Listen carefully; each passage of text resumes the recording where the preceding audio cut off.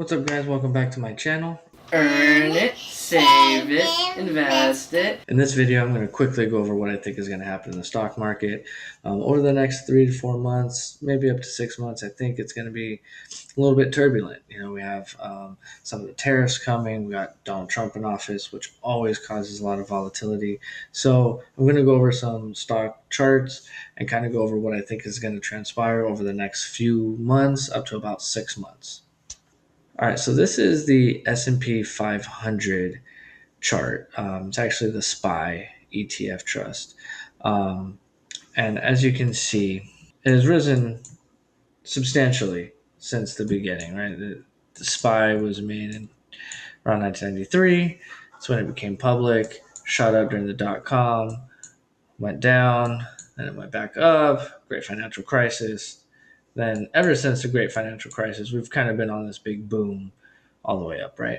Now I have tracked every single drawdown that was 10% or more, right? We have a 34%, 19%, 10%, almost 15, right? 14%.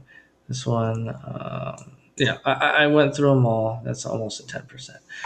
I went through all the big drops and started marking them down to kind of see if there's any patterns, right? History tends to repeat itself. So I went through the charts, see if there's any patterns that I could see. One that I have noticed ever since we came out of the great financial crisis is I call these triangles of opportunity. Whenever you are in a triangle of opportunity, you essentially have the opportunity to make some money. Anytime you were in one of these, you would have made money. During the 2000s was actually one of the worst times just because you would not have seen a return on your investment necessarily until 2013, right? And if you would have, I mean, obviously, if you had invested all in right here or invested all in right here, then you're kind of seeing. But if you were a steady investor, you're really not seeing too many positive returns until later. So, but once you get out of these triangles, you can see it. Once you get out of the triangle of opportunity, um, you see how you have a real big push, right? You have a push, you got a real big push, and then you have a little bit of drawdown. Now, I do believe that this was one of the better times because we're just getting out of the great financial crisis. You know, we had some people really eager to get this stock market going, and so it did. But then in 2018, 2019, we had multiple drawdowns of 10%. Um, and I remember being a part of, especially the end of 2018, which was a pretty bad one. I believe that's this one, right? Yeah. And of course, this is the COVID. We had multiple drawdowns, but they were very quick, very, very quick. And we pulled back up, right? So, I mean, like, again, triangle of opportunity. If you bought at any point right here inside this triangle, you made money. If we are ever in this triangle of opportunity, essentially I would say start buying more. Now, you never know that you're in this triangle. So, what I'm looking at is a pattern. And one pattern I've noticed is when you get out of a triangle, you have a big boost, and then you have a little bit of volatility. A big boost, some volatility. Now, obviously, I feel the market wanted to go here. It wanted to go, and COVID stopped it. If it wasn't for COVID, this would have just gone straight up, just like it did, right? And then have a drawdown. But it didn't, right? We had COVID, and so it dropped back down. We got out of the COVID triangle, big boom, right? Well, opportunity triangle right here, triangle of opportunity in 2022, the interest rates, as well as inflation. It really put the stock market, it had a lot of pressure on it, so it went down and it went back up. And we've been out of this now basically since 2024. We've had almost a full year, or we've had a full year now out of this triangle. This one, we had 427 days. This one is 427 days. Well, that's kind of strange. This one was 758 days. We are now at almost 400. The last two booms out of the triangle of opportunities, 427, 427. 35% basically, 41%. We're at 28%. What I believe is going to happen is the stock market is going to push up for the remaining of February and a little bit of March. I believe it's going to keep pushing up. The real pressure of tariffs, interest rates, inflation, all of that's really going to start coming into play here over the next month. Then I believe we have, once we start pulling back on our all-time highs, I believe we have another triangle of opportunity. Now, 10%, I would believe that we're going to draw down between 10 and 15%. The other ones were 10%, 20%. I mean, COVID was pretty crazy at 35% drawdown, right? And then we have 27%. Now, 27% down in a year with heavy interest rates, heavy inflation, and such a big boost right after COVID. 27% is actually not even that much in terms of, in comparison to the real stock market crashes that have happened. We've had 56%, we've had 49%. We've had some pretty big crashes. That being said, no one knows exactly how much this is going to crash, right? This could crash 5%, this could crash 20, it could crash 50. I mean, this could end up crashing, here's 10%, 15, 20, right? And one thing I have noticed as well is that a lot of these triangles, when it gets out, the bottom of it doesn't like to touch. If it does, it goes very little under it. Now, these three are back to back, pretty close to each other, which is pretty unusual in terms of how many we've had. But if you look at, right, like these, none of these touched the top of this one, right? This one didn't touch the top of this. Do I think that this one has the ability to? I just don't think it's going to. Something significant has to happen in order for the stock market to fall like this. With our president that we currently have, he definitely does not want that to happen. So he's going to do whatever it takes to not have that happen. So we will see. This is just my take of what I think is going to happen. Now, this is the S&P 500. This is the Qs, the QQQ. This is more heavily tech related, right? So if you see, we have a lot more triangles. We do have more triangles because the tech, the Qs are more volatile, but they're also more profitable in the end. They are more profitable, I believe. But you have more drawdowns, right? You have a drawdown of 14%, 11%, 28%, 23%, 10%, 36%, right? 36% in 2022, where the S&P 500 only went down 27. The Q drops a lot harder. Now, we just had one, and I mean, this was so small, you can't even really even see it in this chart. You can see it if I go in the 1 year, right? If I go to the 1 year chart, but if I go to the all and you can see the full history of the Qs, I mean, this thing barely even pops up. It doesn't even pop. I'm sure, in fact, I probably missed maybe one or two because, let me see if I on the 5 year. Yeah, I probably did on the 5 year to most of these. Yeah. So I caught most of them. I even caught this little guy right here. Look at this. 10%. But I've been tracking every single downturn, and it just seems like we're due for one. But looking at the Qs, I'm not entirely convinced. Like I said, like this was such a big drawdown This took us almost all the way to COVID, the COVID top, right? And on our way up, we had a few drawdowns, right? But this almost hit the ceiling there. This almost hit the ceiling here, right? The COVID drop really went past the 2018 because it was COVID, right? But when you keep looking at all the drawdowns, it typically don't go far past the latest ceiling, right? Of our last drawdown, whatever, I call these triangles of opportunity. Because if you had just bought during these triangles of opportunity, you would have made a lot of money. Now, of course, if you would have been buying here instead of just here, of course, yes. It's all about time in the market, not timing the market. If you're just buying consistently throughout time, that's good.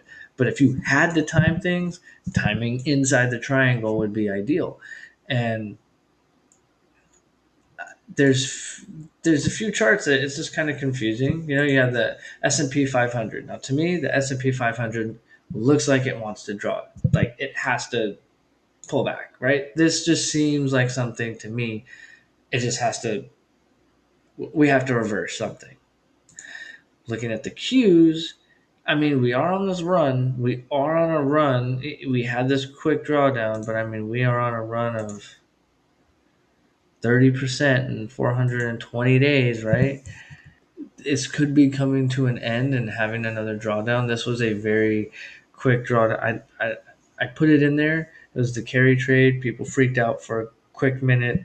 I immediately bought some Nvidia shares for super cheap, and they just dropped down about 10-15%, maybe more, 20%. I think it was more. I think Nvidia was trading at like 140, went all the way down to 100, something like that.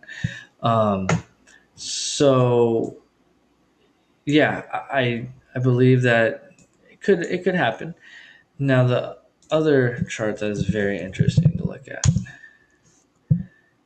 is TQQQ. And if you have a TQQQ, that means you are 3 times leverage. So for every 1% that the Qs go up, the TQQQ goes up 3%. Same way down. If QQQ is down 1%, then TQQQ will be down 3%. This one right here is very interesting because we are now hitting the ceiling, right? We've created this ceiling, right? We're about to close it. Most of these, right? When you look at the TQQs, you get out of a triangle and you boost a little bit and then you fall. Boost a little bit and then you fall.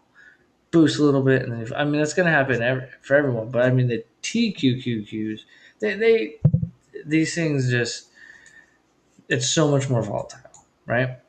But again, you have a period of time and they just drop, right? We haven't gotten out of this triangle of opportunity yet. So to me, that points to it boosting up. I can't see any other scenario. I mean, I can see it coming down, but not many times have we had a triangle right after another one. And I mean, right after, right? Every single one has gone up. I mean, this one didn't. It was at the 2018. There was a minor drawdown, and then we had the big crash, and then it came back. Right? And then we have COVID. Those were really weird times. But ever since then, it's been the bottom, touching the roof, bottom, touching the roof, bottom, touching the roof. Now, obviously, 2022 was pretty bad, and it went down 81%. The TQQ, it's insane. 80%. It went from where it is today, $90, all the way down to 15. Insane. I have some shares around the $40 mark. So this is what's interesting, right? We have these conflicting messages, right? We have the S&P 500, which is telling us no, we probably are going to get some kind of pullback here soon. We're going to give the stock market has to give a good 10 to 15% at some point here, right? It has to give it up. It just seems like it. The S&P 500, right? You get the big run up, the drawdown. Then then you escape your triangle of opportunity. So now you go in the big run up again. Well, where's our drawdown? But then the Qs seem not so much. Now, this I believe does make it complicates things because it makes it seem like, oh, there's this triangle here where if I deleted that, it would look more of like, oh yeah, we have, you know, a chance to go down, right? But in reality, this is a 15% drop. And when I'm going through and I'm logging all the 10 plus drops, it's very interesting. That's all I can say. This is a very interesting chart because to me, I feel like we have to boom out of this. We have to boom out of this. I do feel that we can jump up to 110 on this, 110, maybe even 120 before we draw back down. I mean, look, you take steps, and then, right? I feel like what's stopping us from making more steps? Now, each step is a drawdown, right? So we're going to go up and then we're going to make a step, right? We're going to make a step. Like, let's just say we make a step right here. All right, let's make a step.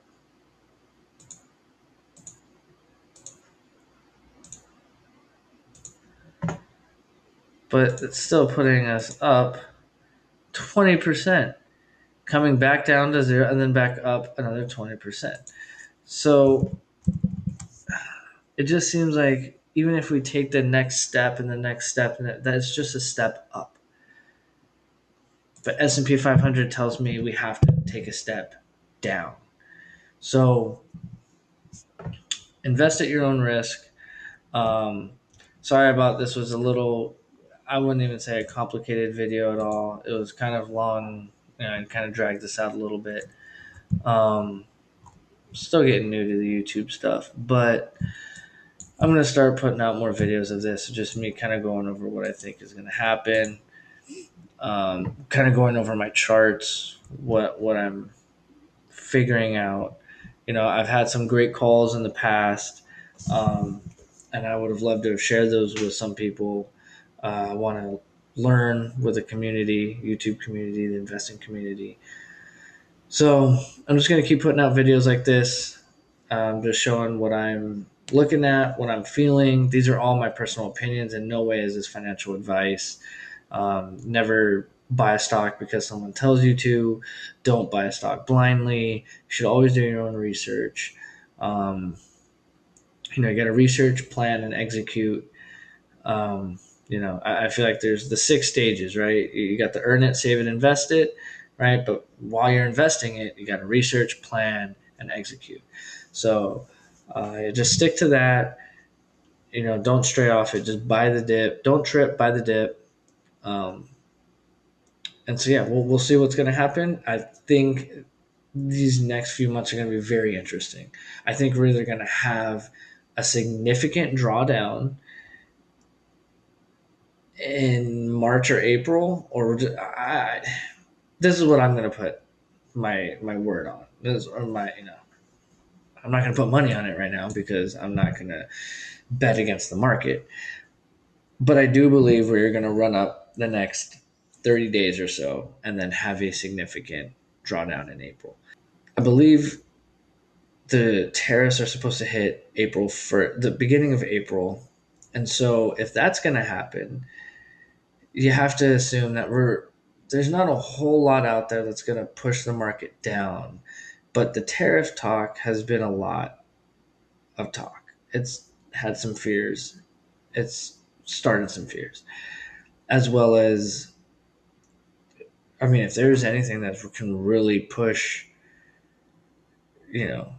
inflation, it's tariffs probably, right? Where we can get higher inflation, which is going to cause the interest rate. It's going to be a domino effect that we aren't set up for yet financially, as an economy, as I think, as an investing community, and as a whole.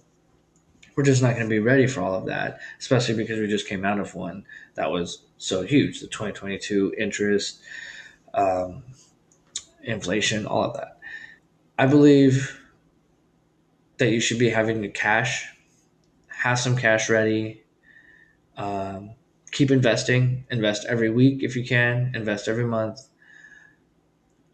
but maybe save a little bit more, right? If you're able to sacrifice one extra Starbucks here and there, one extra meal, this and that, right? Just whatever you can to pocket that extra cash away to prepare for the next triangle of opportunity. I'm telling you, these triangles offer so much opportunity, and eventually when we're in one, I'm going to be drawing it out, and I will not miss the next one.